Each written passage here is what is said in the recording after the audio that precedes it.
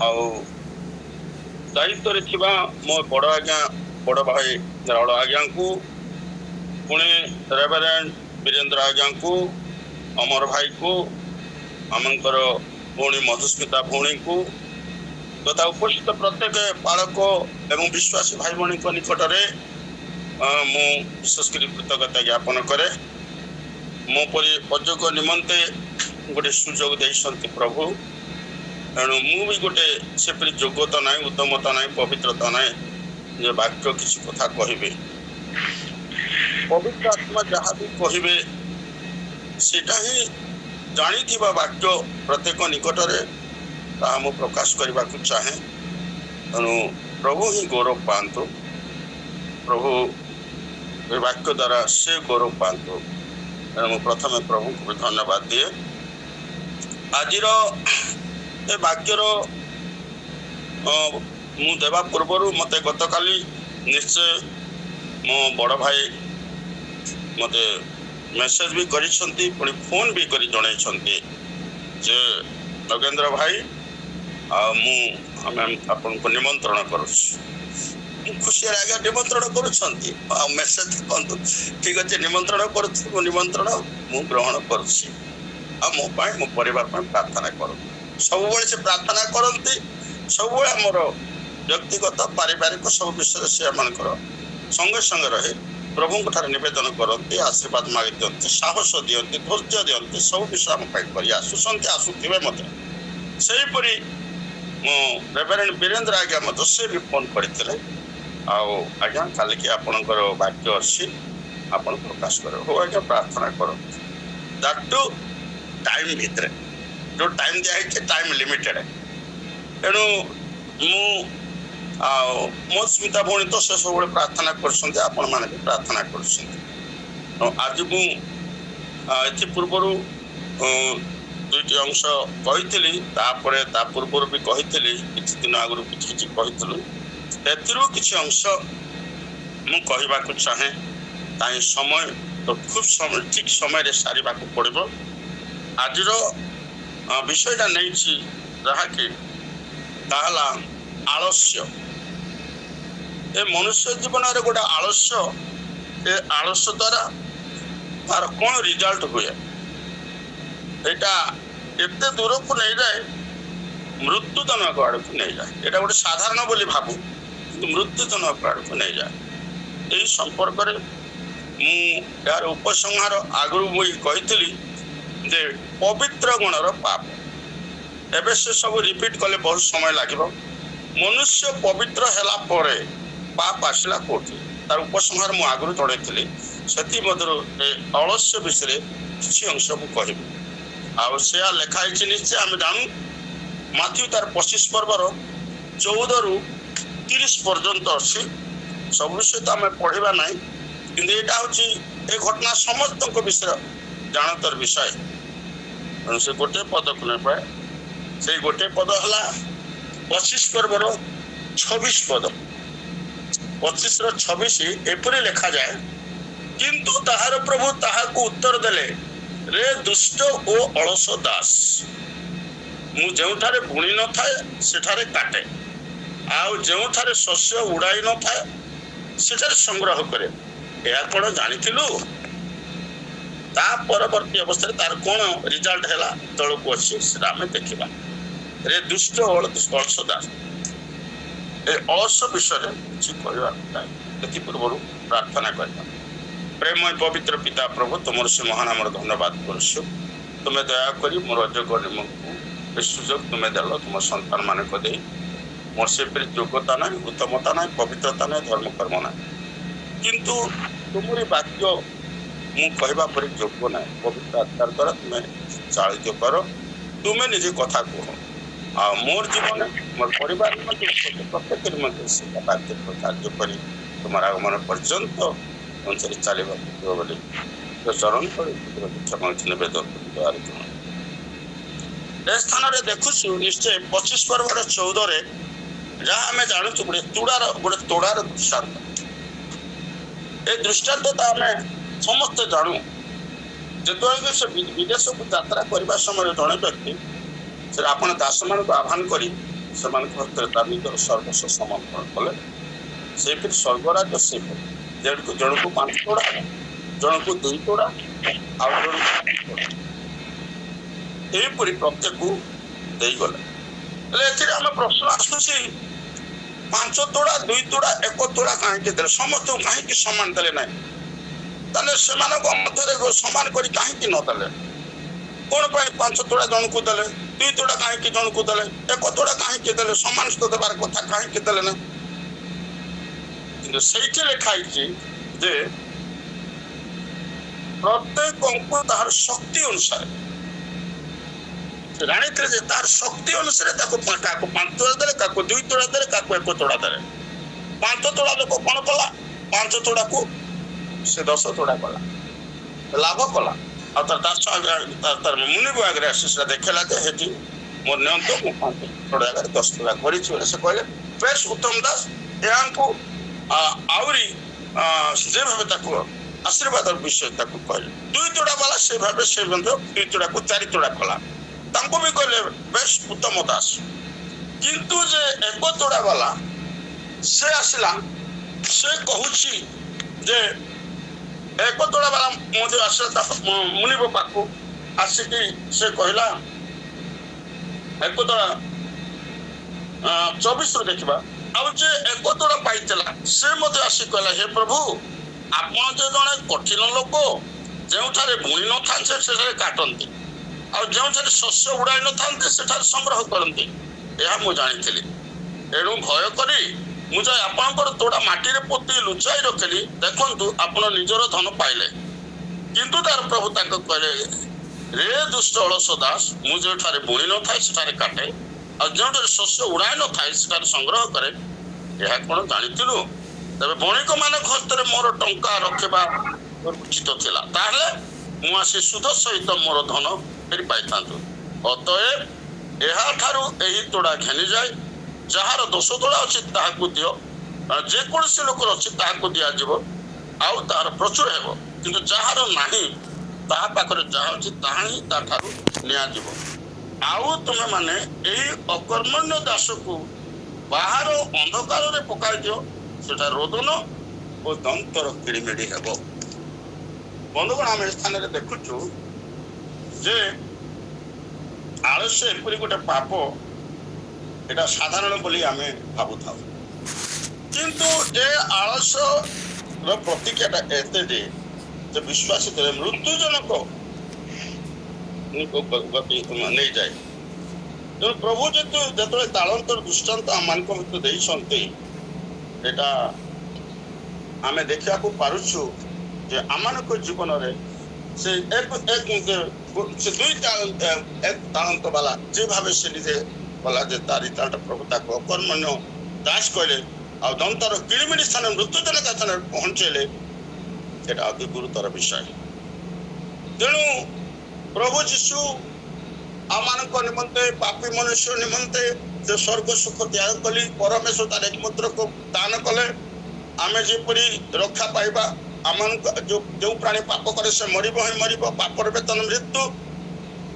ଆମମାନଙ୍କୁ ରକ୍ଷା କରିବା ପାଇଁ ନିଜେ ତାର ଗୋଟେ ପୁତ୍ରକୁ ଦେଇଦେଲେ, ଆଉ ସେ ପୁତ୍ରଙ୍କୁ ଦ୍ୱାରା ଆମେ କଣ ପାଇଲୁ? ପରିତ୍ରାଣ ପାଇଲୁ, ପାପରୁ ଉଦ୍ଧାର ପାଇଲୁ, ରକ୍ଷା ପାଇଲୁ। ଆମେ ଦଣ୍ଡ ଭୋଗିବା କଥା, ଆମେ ନରକ ଯନ୍ତ୍ରଣା ଭୋଗିବା କଥା, ଆମେ ସେଇ ଭାବେ ଆମେ କରିଥିବା ଜନ୍ମାବଧି ଠାରୁ ଆମେ ଯାହା ସବୁ କରି ଆସିଛୁ ସେ ଅନୁସାରେ ଆମେ ନିଜେ ପାପର ଦଣ୍ଡ ଭୋଗିବା କଥା। କିନ୍ତୁ ଆମମାନଙ୍କୁ ସେ ପାପରୁ ଉଦ୍ଧାର କଲେ, କ୍ଷମା କଲେ, ପରିତ୍ରାଣ କଲେ। ତାହାଙ୍କର ଅନୁଗ୍ରହରୁ ଆମେ ସେ ପରିତ୍ରାଣ ପାଇଛୁ। ନିଜର ଆମର କୌଣସି ବ୍ୟକ୍ତିକୁ ଆମକୁ ସେପରି ଭଲ ଜୀବନ ଯାପନ କରିଛୁ ଯେ ରକ୍ଷା ପାଇଛୁ, ପରିତ୍ରାଣ ତାହା ନୁହେଁ, ସେମାନଙ୍କୁ ପରିତ୍ରାଣ କଲେ। ତେଣୁ ଆଜି ପ୍ରଶ୍ନ ହେଲା, ଆମେ ପରିତ୍ରାଣ ପାଇଲୁ। ସେଦିନ ଯେପରି ଆମମାନଙ୍କ ଯକ୍ଷ 19 ପର୍ବର ଆମେ ଦେଖୁଛେ, ଯକ୍ଷ ସେ କଣ କରିଥିଲା? ପ୍ରଭୁ ଯୀଶୁଙ୍କୁ ଦେଖିବେ ବୋଲି ଆହ୍ୱାନ କରି ସେ ନିଜେ ଯାଇକି ଗଛ ଉପରେ ଚଢିଲା। ଦେଖିବାକୁ ତା ହୃଦୟ ଦେଖିଲେ ପ୍ରଭୁ, ତାକୁ ଏକ ମୁହୂର୍ତ୍ତ ତା ଗୃହରେ ଯାଇ ପରିତ୍ରାଣ ପ୍ରକାଶିତ ହେଲା, ପରିତ୍ରାଣ ସେ ପାଇଗଲା। ଆଜି ଆମେ ଯୋଉ ପରିତ୍ରାଣ ପାଇଛୁ, ଆମେ ଯୋଉ ଦୟା ପାଇଛୁ, ଆମେ ଯୋଉ ଅନୁଗ୍ରହ ପାଇଛୁ, ଏଇଟା ପ୍ରଭୁଙ୍କର ଅନୁଗ୍ରହରୁ ପାଇଛୁ।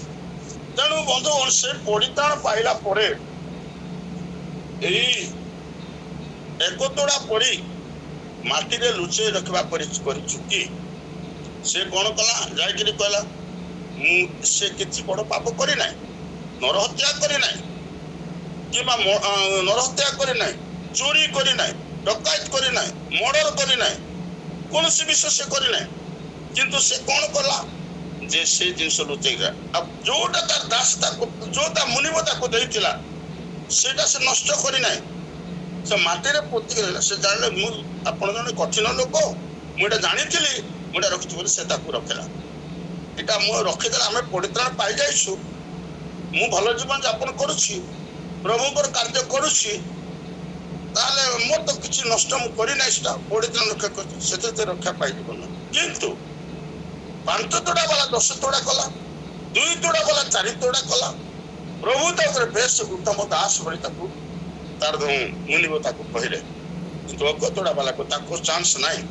ତେଣୁ ଆମେ ଯାହା ପାଇଛୁ, ଆମେ ଯୋଉ ଅନୁଗ୍ରହ ପାଇଛୁ, ଆମେ ଯୋଉ ଦୟା ପାଇଛୁ, ଆମେ ଯୋଉ ପରିତ୍ରାଣ ପାଇଛୁ, ଆମେ ଯୋଉ ବାକ୍ୟ ଶିକ୍ଷା ସାକ୍ଷାତ ପ୍ରଭୁଙ୍କ ଠାରୁ ପାଇଛୁ, ସେଇଟା ବାହାରେ ଆଗରେ କେତେ ଆମେ ଲାଭ କରୁଛୁ, ଅନ୍ୟ ଆଗରେ ପ୍ରକାଶ କରିପାରୁଛୁ କି? ଅନ୍ୟମାନେ ଜଣେ ପାପୀ ଯଦି ମନ ଫେରିବ, ତାର ସ୍ୱର୍ଗରେ କେତେ ଆନନ୍ଦ। ସେଇପରି ଭାବରେ ଆଜି ଆମ ଜୀବନରେ ତାହା ହେଇପାରୁଛି କି? ମୋ ଜୀବନରେ ଆଜି ହେଇପାରିଛି କି? ତାହା କି ପ୍ରଶ୍ନ। କିନ୍ତୁ ଅଳସଟା ଏତେ ଭୟଙ୍କର ଆଡୁ ଗତି କଲା, ମୃତ୍ୟୁ ତନା ଗତି କଲା। ସାମାନ୍ୟ ବୋଲି ଏଇଟା ଆଳସ୍ୟ ଦ୍ୱାରା ନାହିଁ। ତେଣୁ ଆଜି এইটা ମୁଁ ବିଶେଷ କରି ପ୍ରକାଶ କରିଥାଏ, ମୋ ଜୀବନରେ ତାହା ପ୍ରୟୋଜନ ଥାଏ। ହଠାତ୍ ମତେ କହିଲେ ଯେ କୋଉ ବିଷୟ କହିବି, କ'ଣ କହିବି, ମୁଁ କିଛି ଦେଖିଲେ ଅନ୍ୟ ବିଷୟ ଚିନ୍ତା କରୁଥିଲି। ପ୍ରଭୁଙ୍କ ସନ୍ତାନମାନେ କେତେ ବିଷୟ କରୁଛନ୍ତି, ବାକ୍ୟରୁ ପଏଣ୍ଟ ବାଇଜ କରୁଛନ୍ତି, ମୁଁ ପଏଣ୍ଟ ବିଷୟ କରୁ। କିନ୍ତୁ ମୁଁ ଆଜି ମୋ ଜୀବନରେ ଆସିଛି ପ୍ରଶ୍ନ ଯେ ଏ ବୃଦ୍ଧା ବୟସ ହେଲେ ମଧ୍ୟ ଯେତେ ପାରୁଛି ପ୍ରଭୁଙ୍କ ନିମନ୍ତେ କାର୍ଯ୍ୟ କରି ଆତ୍ମା ରକ୍ଷା ନିମନ୍ତେ ବୃଦ୍ଧି କରିପାରୁଛି କି? କେତେ ଜଣଙ୍କୁ ମୁଁ ଯାଇ ମୁଁ ପ୍ରକାଶ କରିପାରିଛି, କେତେ ଲୋକଙ୍କୁ ଯାଇ କହିପାରିଛି, କେତେ ନିନ୍ଦା ତାଡ଼ନା ପରୀକ୍ଷା ସମସ୍ୟାରେ ମଧ୍ୟ ସେଇଟା ବଡ଼ ନ କରି ଆଗେଇ ଯାଇପାରିଛି କି? ଏଇଟା ମୋ ପାଇଁ ପ୍ରଶ୍ନ ଆସିଛି ଆଜି। ଯେ ମୋର ପରିବାର ଆମେ କରିପାରିଛୁ କି? ତା ରାଜଧାନୀ କେତେ ଅଗ୍ରସର ହେଇପାରିଛୁ କି? ଏଇଟା ପ୍ରଶ୍ନ ଆସିଛି ମୋ ଜୀବନରେ। ସେଇଟା ଭାବିଲେ ଏଇ ବିଷୟଟା ମତେ ହଠାତ୍ ମତେ କହିବାକୁ ଆସିବାରୁ ଏ ଆଳସ୍ୟ ବିଷୟଟା ମୋ ମନରେ ଆସିଛି। ଏଇଟା ଗୋଟେ ବିଶେଷ ଗୁରୁତ୍ୱପୂର୍ଣ୍ଣ ବିଷୟ। ତେଣୁ ଯେପରି ଭାବେ ଆଜି ଦିନ ଆମକୁ ଏଇ ବିଷୟରେ ଆମର ଏ ଛୋଟ ମଣ୍ଡଳୀରେ ପ୍ରଭୁଙ୍କ ସନ୍ତାନ ମାନେ ଦାୟିତ୍ୱ ନେଇ ଶେଷ ସମୟଙ୍କର ଆତ୍ମା ରକ୍ଷା ନିମନ୍ତେ ଜାଗ୍ରତ କରାଉଛନ୍ତି। କେତେ ରାତି ରହୁଛି ସମସ୍ତଙ୍କୁ ସଜାଗ କରାଉଛନ୍ତି, ବାକ୍ୟ ଦେଇ, ଶିକ୍ଷା ଦେଇ, ତତ୍ତ୍ୱ ଦେଇ, ଉତ୍ସାହ ଦେଇ ଆମମାନଙ୍କୁ ପ୍ରଭୁଙ୍କର ଆଗମନ ଆତ୍ମା ରକ୍ଷା ସହିତ ଅନ୍ୟମାନଙ୍କୁ ମଧ୍ୟ କରୁଛନ୍ତି। ଉତ୍ତମ ଦାସ ମାନଙ୍କୁ ଏଠି ନିଯୁକ୍ତ କରିଛନ୍ତି, ଆଉ ଉତ୍ତମ ଭାବେ ବ୍ୟବହାର କରୁଛନ୍ତି।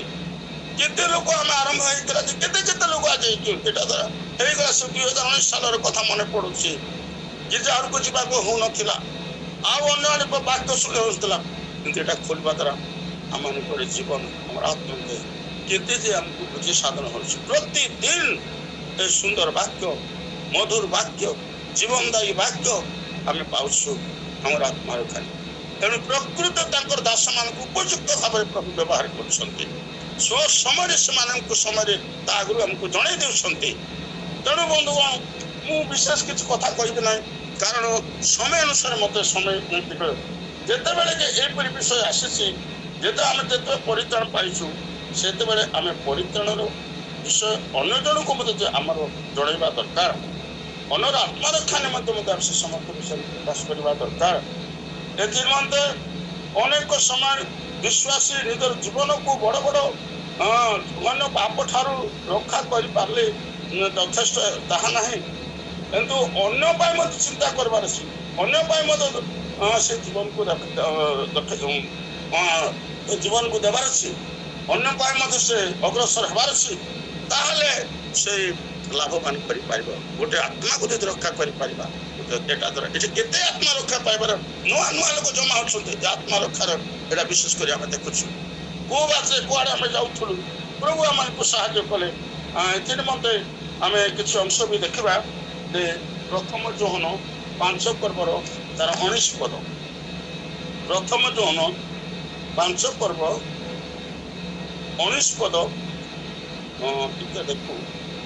ବିଶେଷ ପଦ ଆଉ କିଛି କହିବି ନାହିଁ, ଅଳ୍ପ ସମୟ ଭିତରେ ମୁଁ ଶେଷ କରିବି, ଯେହେତୁ ମୋ ପାଇଁ ଆଜି ଏଟା ପ୍ରୟୋଜନ। ସେଇଟା ମୁଁ ପ୍ରଭୁଙ୍କ ବାକ୍ୟ ଦିଟା ପଦ କହିକି ମୁଁ ଶେଷ କରିବି। ପ୍ରଥମ ଯୋହନ ତାର 6 ପର୍ବ 19 ପଦ।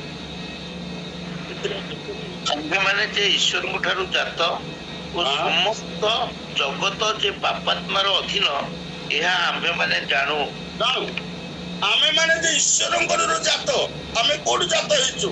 ଏ ଜଗତ ଆମେ ମାନେ ଈଶ୍ୱରଙ୍କ ଜାତ, ଆଉ ସମସ୍ତ ଜଗତ ପାପାତ୍ମାର ଅଧୀନ, ଏହା ମାନେ ଜାଣୁ।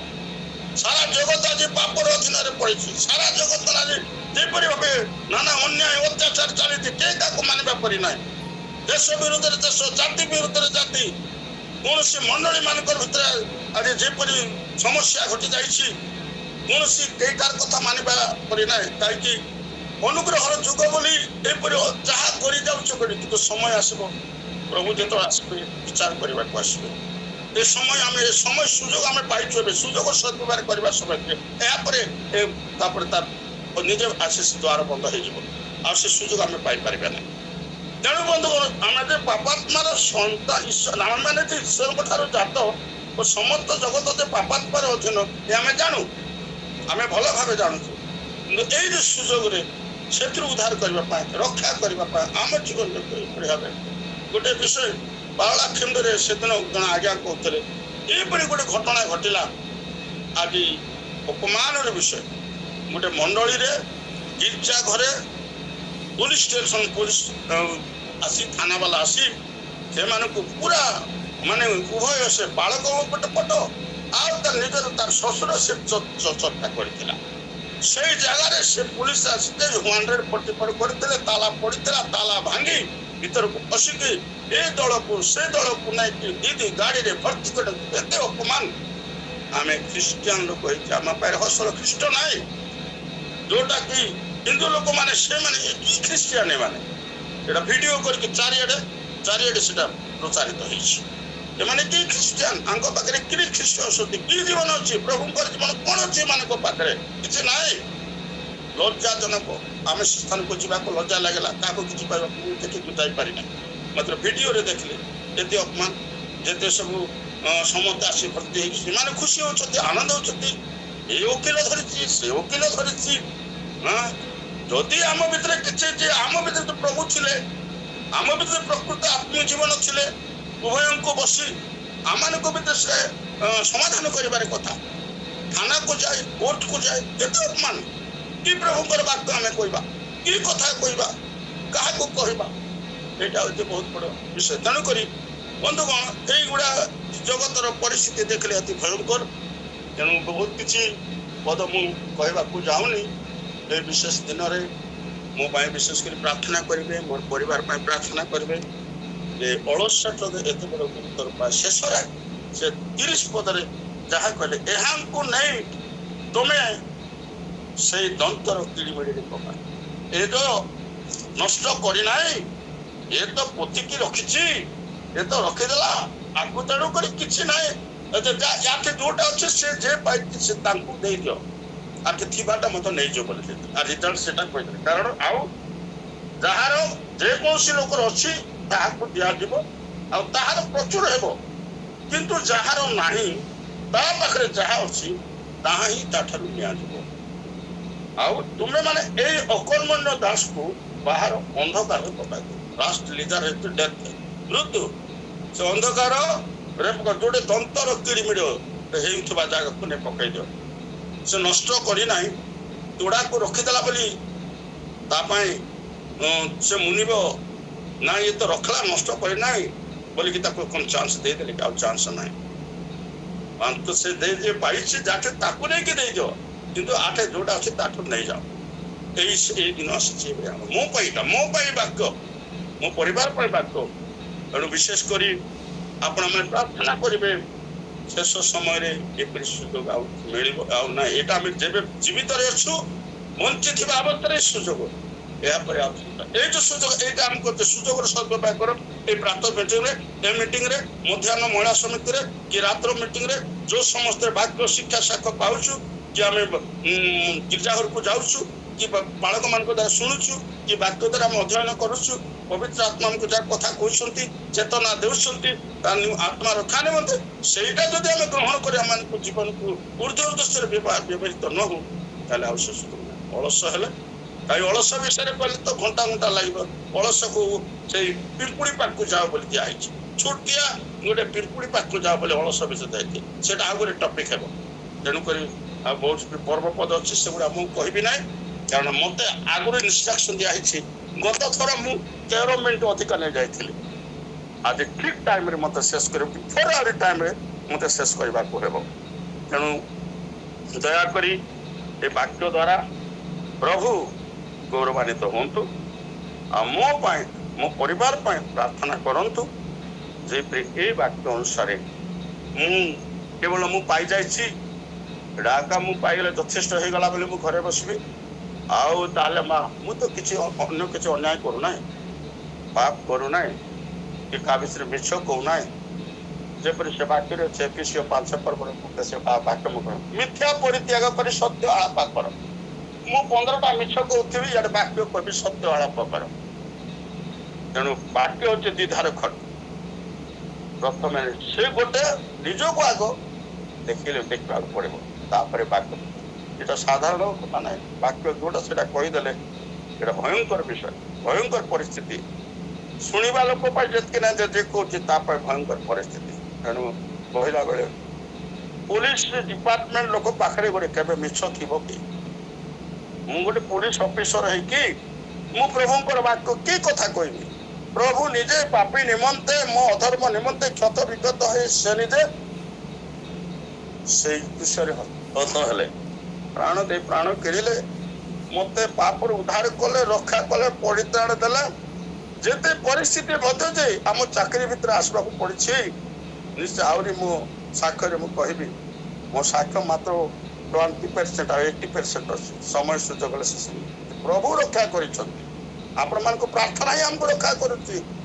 ଗୋଟେ ସମୟ ଆମ ପରିବାରରେ ଟିକେ ଏପରି ବିଷୟ ଆସେ ଯେ ଏତେ ପ୍ରଭୁଙ୍କ ପାଇଁ ଆମେ ଟିକେ ଯିବା ଆସିବା କରୁଛୁ ବୁଢା ବୁଢୀ ବୟସରେ ଯୋଉଠି ଗଲେ ତ ଯାଉଛୁ କାହିଁକି ଏତେ ଆମକୁ ତାଡନା ଆସୁଛି କାହିଁକି ଏତେ ପରିସ୍ଥିତି ଆସୁଛି? ମୋ ପୁଅର ଚାକିରି ପଳେଇଲା ଘର ଖୋଜିଲେ ଘର ମିଳୁନାହିଁ କାହିଁକି ଏମିତି ଏଟା ହଉଛି? ପ୍ରଭୁ କଣ ଆମ ପ୍ରାର୍ଥନା ଶୁଣୁନାହାନ୍ତି? ଏମିତି ଆମ ଭିତରେ ମଣିଷ ଶୈତାନ ହେଇଯାଉଛି। କିନ୍ତୁ ମୋର ମନେ ଅଛି ମୋ ବଡ ଭାଇ ରାହୁଳ ଆଜ୍ଞା ମତେ କହିଛି ନଗେନ ଭାଇ ଗୋଟେ ପଥ ଗଲେ ଆଉ 3ଟି ପଥ ପ୍ରଭୁ ତମକୁ ଦେବେ ରାସ୍ତା ଖୋଲିଦେବେ। ସେ ଜୀବନ୍ତ ଈଶ୍ୱର ଆମମାନଙ୍କ ସହିତ ଅଛନ୍ତି। ସେଇ ଶକ୍ତି ସେଇ ବାକ୍ୟ ସେଇ ପ୍ରାର୍ଥନା ଆମ ପରିବାରକୁ ଆପଣ ମାନଙ୍କ ପ୍ରାର୍ଥନା ବଡ ଭାଇ ରାହୁଳ ଆଜ୍ଞାଙ୍କୁ ପ୍ରାର୍ଥନା ଆମେ ସ୍ମରଣ କରୁଛୁ। ସେଇଟା ଆମକୁ ସାହସ ଦେଉଛି ତେଣୁ ପ୍ରଭୁ ଯାହା କରନ୍ତୁ ତାଙ୍କର ଇଚ୍ଛା। ମୁଁ ହଠାତ୍ ମୁଖରେ କହିଦେଉଛି ମୋର ସାହସ ନାହିଁ। ଏ ସାହସଟା ମୋ ସ୍ତ୍ରୀ ତାର ପବିତ୍ର ଚାଳନ ଦେଇ ପ୍ରାର୍ଥନା ସାହସ। ପୋଲିସ ଅଫିସର ହେଲେ କଣ ହବ ହଠାତ୍ ଗୋଟେ ବିଷୟରେ ମୁଁ ଭାଙ୍ଗି ପଡେ ମୋର ସାହସ ହଉନା କାହିଁ ମୁଁ ତ ମୋ ପାଖରେ ଯୋଉ ବିପି ଅଛି କୋଉ ବିଷୟରେ ହଠାତ୍ ପ୍ରେସର ପଡିଯାଏ ସୁଗର ସେଇଟା ମଧ୍ୟ ମାଇଣ୍ଡକୁ ଟେନସନ କରିଦିଏ। କିନ୍ତୁ ପ୍ରଭୁ ଆଜି ପର୍ଯ୍ୟନ୍ତ ଯେ ବଞ୍ଚେଇ ରଖିଛନ୍ତି ତାଙ୍କରି ଅନୁଗ୍ରହ ତାଙ୍କରି ଦୟା ତାଙ୍କରି ପ୍ରେମ ଯୋଗୁ ଆଜି ଆମେ ବଞ୍ଚିଛୁ। ଆଉ ସେଥିପାଇଁ ପ୍ରାର୍ଥନା କରିବେ ଯେପରି ଆମେ ଶେଷ ଦିନ ପର୍ଯ୍ୟନ୍ତ ଯୋଉ ମନୋନୟନ ଆମେ ନେଇଛୁ ଆମେ ଡିସିସନ ନେଇଛୁ ଯେ ପ୍ରଭୁଙ୍କର ରାଜ୍ୟ ଧାର୍ମିକତା ନିମନ୍ତେ ଆମେ ଯେପରି ଯେ ପବିତ୍ର ସେ ପବିତ୍ର ହେଉ ଯେ ଧାର୍ମିକ ସେ ଧର୍ମାଚରଣ କରୁ। ପବିତ୍ର କଥା ଅର୍ଥ ହେଲା ଆମେ ସେ ନିଷ୍କଳଙ୍କ ପବିତ୍ର କଥା ନିଷ୍କଳଙ୍କ ଗୋଟେ ଧଳା ଶାଢୀରେ କି ଧଳା ମନ୍ଦିରେ ଛୋଟ ଗୋଟେ ଦାଗ ଯଦି ପଡିଯିବ ବୋଲେ ସେଟା ପବିତ୍ର ସେ ଦାଗ ସେମିତି ନିର୍ଦାୟ ହେବାର ଅଛି ନିଷ୍କଳଙ୍କ ହେବାର ଅଛି। ଏଇଟା ମୋ ପକ୍ଷେ ତାହା କିପରି ହେଇପାରିବ ଏଇଟା ବିଶେଷ କରି ପ୍ରାର୍ଥନା କରିବେ ଆଉ ଅଧିକରୁ ଅଧିକ ପ୍ରଭୁଙ୍କ ନିମନ୍ତେ ନିୟୋଜିତ ହେଇପାରିବେ। ପ୍ରଭୁଙ୍କର ସେ ଯେତେ ଦିନ ପ୍ରଭୁ ଜଗତରେ ରଖିଛନ୍ତି ପ୍ରଭୁଙ୍କର ଆଗମନ ପର୍ଯ୍ୟନ୍ତ ପ୍ରଭୁରେ ଥାଏ ପ୍ରଭୁଙ୍କର ଇଚ୍ଛା ଅନୁସାରେ ତାଙ୍କରି କାର୍ଯ୍ୟ କରୁ କରୁ ପ୍ରଭୁଙ୍କ ନିକଟକୁ ଯିବୁ। ଯଦି ଜୀବିତ ଥାଉ ତାହେଲେ ସ୍ୱଦେହରେ ଯଦି ରୂପାନ୍ତରିତ ହବ କଥା ଯଦି ପ୍ରଭୁଙ୍କ ନିକଟକୁ ଥାଉ ପ୍ରସ୍ତୁତ ଅବସ୍ଥାରେ ଥାଇ ଯେପରି ପ୍ରଭୁଙ୍କର ଆଗମନର ଭାଗ୍ୟ ହେବୁ ଏଥି ନିମନ୍ତେ ଆପଣ ମାନେ ପ୍ରାର୍ଥନା କରିବେ ମୋ ପାଇଁ ପ୍ରାର୍ଥନା କରିବେ ମୋ ସ୍ତ୍ରୀ ପାଇଁ ମୋର ପୁଅ ବୋଉ ନାତୁଣୀ ପାଞ୍ଚ ପ୍ରାଣୀ ପାଇଁ ପ୍ରାର୍ଥନା କରିବେ। ଆଉ ଆଜି ଯୋଉ ଟପିକଟା ଅଳସ୍ୟ, ଏଇ ଅଳସ୍ୟ ଜୀବନ ଯାହା ମୃତ୍ୟୁଜନକ ବିଷୟ, এইଟାରୁ ଯେପରି ସେଇ ଆରୁ ମୁଁ କହିଦେଲା ତ ସେ ଅନୁସାରେ ମୋ ଜୀବନକୁ ସେ ଆଳସ୍ୟତା ନ ଆଣି ପ୍ରଭୁଙ୍କ ନିମନ୍ତେ ନିୟୋଜିତ କରି ପ୍ରଭୁଙ୍କ ନିମନ୍ତେ ସେ ପାଇଥିବା ଦାନ ମୁଁ ତାହା ପ୍ରଭୁଙ୍କୁ ଅନ୍ୟ ଆଗରେ ପ୍ରକାଶ କରିବାକୁ ପାରିବେ। ପ୍ରଭୁ ଏଥି ନିମନ୍ତେ ଆମ ଦେଇ ଗୌରବାନ୍ୱିତ ହୁଅନ୍ତୁ। ଏଇଟା ମୁଁ ଆପଣମାନଙ୍କ ଚରଣ ତଳେ ବିଶେଷ ବିଶେଷ ନିବେଦନ କରୁଛି। କହିବା ଭିତରେ ଭୁଲ ଥିଲେ ଆପଣମାନେ କ୍ଷମା କରିବେ। ଆଉ ପ୍ରଭୁ ପ୍ରତ୍ୟେକଙ୍କୁ ଆଶୀର୍ବାଦ କରନ୍ତୁ। ଆମମାନଙ୍କୁ ବିଶେଷ ପ୍ରାର୍ଥନା କରିବେ। ପ୍ରେଜ ଦ ଲର୍ଡ। ପ୍ରଭୁ ସମସ୍ତଙ୍କ ନିକଟରେ ନମସ୍କାର। ଆଉ ଭୁଲ ଥିଲେ କ୍ଷମା କରିବେ। ଆମେନ୍। हालेलुया। प्रभु की आवाज सुन मेरी आत्मा, पुकारता तुझे बारंबार। तो बुराई का रास्ता जोड़ दे तू यीशु से प्रभु की आवाज तुम मेरी आत्मा।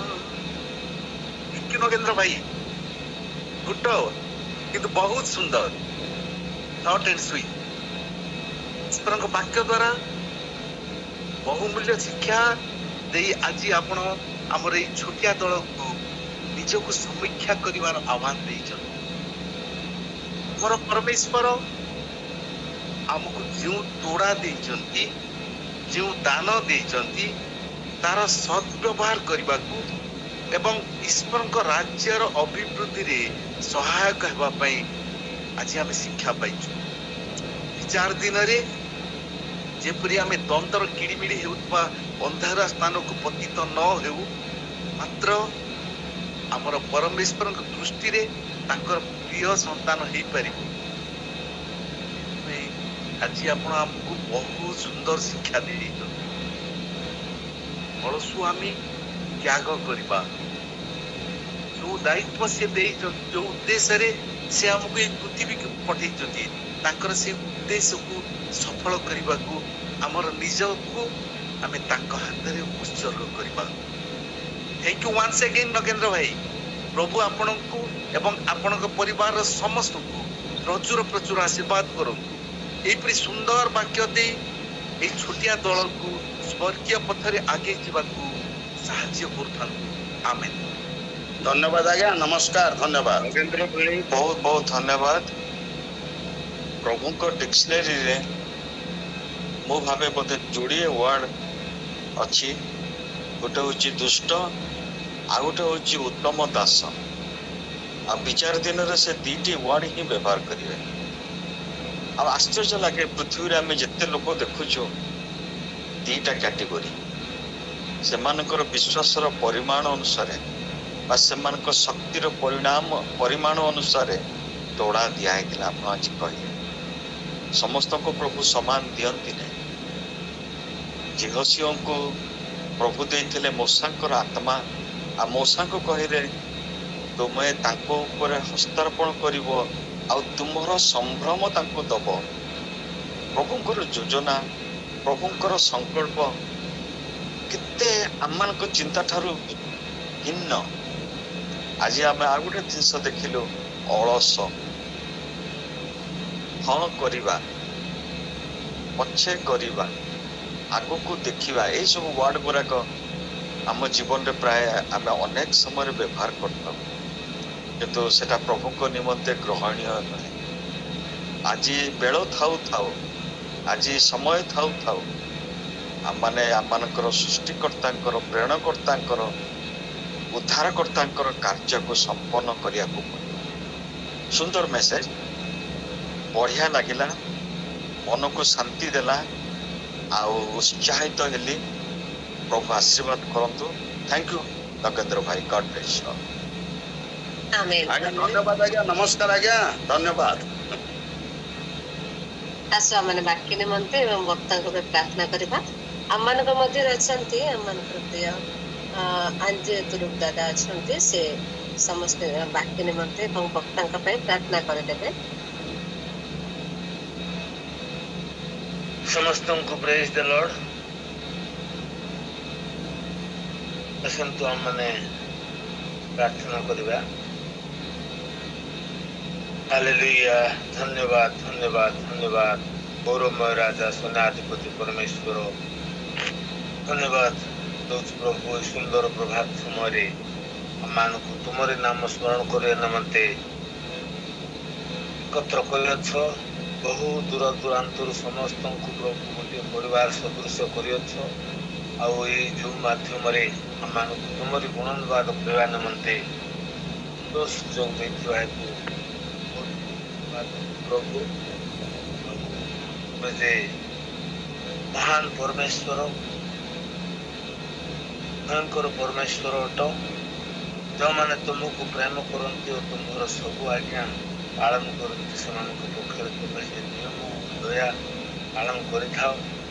ସେ ପ୍ରକାର ମହାନ ପରମେଶ୍ୱର, ଅବ୍ରାହମଙ୍କର ପରମେଶ୍ୱର, ଯାକବର ପରମେଶ୍ୱର, ଇସ୍ରାଏଲର ପରମେଶ୍ୱର, ତୁମେ ଆମମାନଙ୍କୁ ଆଜି ସୁନ୍ଦର ବାକ୍ୟ ମଧ୍ୟ ପ୍ରିୟ ଆମମାନଙ୍କର ନଗେନ୍ଦ୍ର ଭାଇଙ୍କ ଦ୍ୱାରା ବିତରଣ କରିବା ପାଇଁ ଆମ ସମସ୍ତଙ୍କୁ ପ୍ରସ୍ତୁତ କଲା ଭଳିଆ ବାକ୍ୟ ଆମମାନଙ୍କୁ ଦେଇଅଛ। ପାଇଁ ଧନ୍ୟବାଦ ଦେଉଛୁ।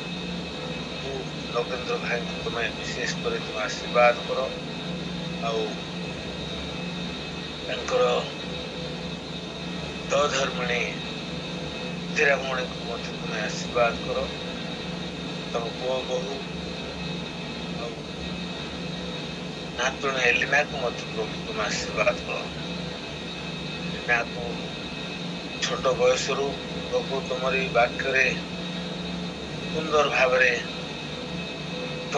ବାକ୍ୟର ଶିକ୍ଷା ଗ୍ରହଣ କରିବା ପାଇଁ ମଧ୍ୟ ଜ୍ଞାନ ଦେଇଅଛ। ଏଥିପାଇଁ ଧନ୍ୟବାଦ ଦେଉଛୁ। ଯେହେତୁ ପ୍ରଭୁ ଆମେ ଗୋଟେ ଗୋଟେ ଦିନରେ ତା ବାକ୍ୟ ଶୁଣୁଛୁ, ବହୁତ ସୁନ୍ଦର ବାକ୍ୟ ତା ହୃଦୟରେ ଦେଇଅଛ। ଧନ୍ୟବାଦ ଦେଉଛୁ ପ୍ରଭୁ। ଏଲିନା ଯେପରି ଦିନକୁ ଦିନ ସୁନ୍ଦର ଜ୍ଞାନ ବୁଦ୍ଧିରେ ସୁନ୍ଦର ସ୍ୱାସ୍ଥ୍ୟରେ ବଢ଼ିବ ଏବଂ ଦିନକୁ ଦିନ ବାକ୍ୟରେ ବଢ଼ିବ, ତାକୁ ସୁନ୍ଦର ଶିକ୍ଷା ଦେଇ ଦିନକୁ ଦିନ ଜ୍ଞାନରେ ବୁଦ୍ଧିରେ ବଢ଼ିବା ପାଇଁ ତୁମେ ସାହାଯ୍ୟ କର। ସାଂସାରିକ ଜ୍ଞାନରେ ଦେବା ସଙ୍ଗେ ସଙ୍ଗେ ଆତ୍ମିକ ଜ୍ଞାନ ମଧ୍ୟ ପ୍ରଭୁ। ନଗେନ୍ଦ୍ର ଭାଇ ଯାହା ଆମମାନଙ୍କୁ ଅନୁରୋଧ କରୁଥିଲେ ପ୍ରଭୁ, ବଞ୍ଚିଥିବା ଯାଏ ସେ ତୁମକୁ ଧନ୍ୟବାଦ ଯେପରି ଦେଇପାରିବେ, ତୁମରି ଆସକ୍ତ ଜୀବନ କାଟିପାରିବେ, ଏ ପ୍ରକାର ପ୍ରଭୁ ତାଙ୍କୁ ତୁମେ ଆଶୀର୍ବାଦ କର। ତୁମେ ଯେ ମହାନ ପରମେଶ୍ୱର ପ୍ରଭୁ, ତୁମେ ମାନଙ୍କୁ ଯେଉଁ ଅନେକ ବାକ୍ୟ ମାଧ୍ୟମରେ ଶିକ୍ଷା ଦେଇଅଛ ପ୍ରଭୁ, ତୁମେ ଯେ ମହାନ ପରମେଶ୍ୱର। ଆଉ ପ୍ରଭୁ ପ୍ରଥମ ସାମୁଏଲ 2:6-7 ମଧ୍ୟ ସଦାପ୍ରଭୁ ମୃତ୍ୟୁ ଘଟାନ୍ତି ଓ ସଜୀବ କରନ୍ତି, ସେ ପାତାଳକୁ ଓହ୍ଲାଇ ଆଣନ୍ତି ଓ ଉପରକୁ ଉଠାଇ ନିଅନ୍ତି। ସଦାପ୍ରଭୁ ନିର୍ଦ୍ଧନ କରନ୍ତି ଓ ଧନବାନ କରନ୍ତି, ସେ ନତ କରନ୍ତି, ସେ ମଧ୍ୟ ଉନ୍ନତ କରନ୍ତି। ଏ ପ୍ରକାର ମହାନ ପରମେଶ୍ୱର ଯେ ପରମେଶ୍ୱରଙ୍କୁ ଆମେ ପାଇଅଛୁ, ଏହା ମାନେ ଗର୍ବ କରୁଅଛୁ। ଆଉ ଜୀବିତ ପରମେଶ୍ୱରଙ୍କୁ ଆମେ ପାଇଥିବାରୁ ଧନ୍ୟବାଦ ଦେଉଛୁ। ବିଶେଷ କରି ଜୀବିତ ପରମେଶ୍ୱରଙ୍କର ସନ୍ତାନ ହେଇପାରୁଥିବାରୁ ବିଶେଷ କରି ଧନ୍ୟବାଦ ଦେଉଛୁ। ପବିତ୍ର ପରମେଶ୍ୱର, ଆମମାନଙ୍କର ଏଇ ମର୍ଣ୍ଣିଂ ଗ୍ରୁପରେ ଯେତେ ଜଣ ଜଡ଼ିତ ଅଛନ୍ତି ପ୍ରଭୁ, ପ୍ରତ୍ୟେକଙ୍କୁ ତୁମେ ଆଶୀର୍ବାଦ କର, ପ୍ରତ୍ୟେକ ପରିବାରକୁ ଆଶୀର୍ବାଦ କର।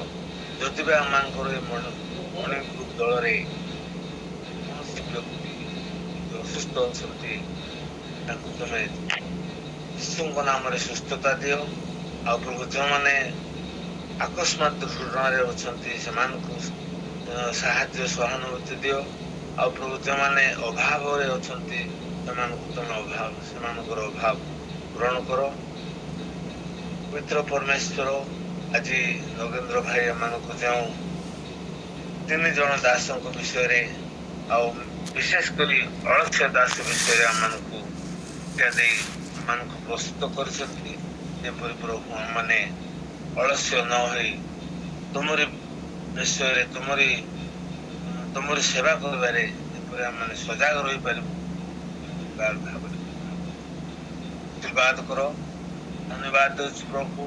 ମାନଙ୍କର ମର୍ଣ୍ଣିଂ ଗ୍ରୁପର ପରିଚାଳକ ମହାଶୟ ମାନେ, ବୀରେନ୍ଦ୍ର ଆଜ୍ଞା, ଆଉ ବିନୟ ରାଉଳ ଆଜ୍ଞା, ଆଉ ଅମର ଭାଇ, ଆଉ ଝାରି ପ୍ରଭୁ ମଧୁସ୍ମିତା ଏ ସମସ୍ତଙ୍କୁ ତୁମେ ସଜାଗ ଭାବରେ ମର୍ଣ୍ଣିଂ ଗ୍ରୁପରେ ବ୍ୟବହାର କରୁଅଛ, ସେ ଉତ୍ତମ ସୁନ୍ଦର ଭାବରେ ପରିଚାଳିତ କରିବା ପାଇଁ ଦେଉଅଛ। ଉତ୍ତମ ଉତ୍ତମ ଜ୍ଞାନୀ ମାନଙ୍କୁ ଆମମାନଙ୍କର ଗ୍ରୁପରେ ଆଣି ତୁମରି ବାକ୍ୟ ଶୁଣିବାର ସୁଯୋଗ ଆମମାନଙ୍କୁ ଦେଇଅଛ। ଏଥିପାଇଁ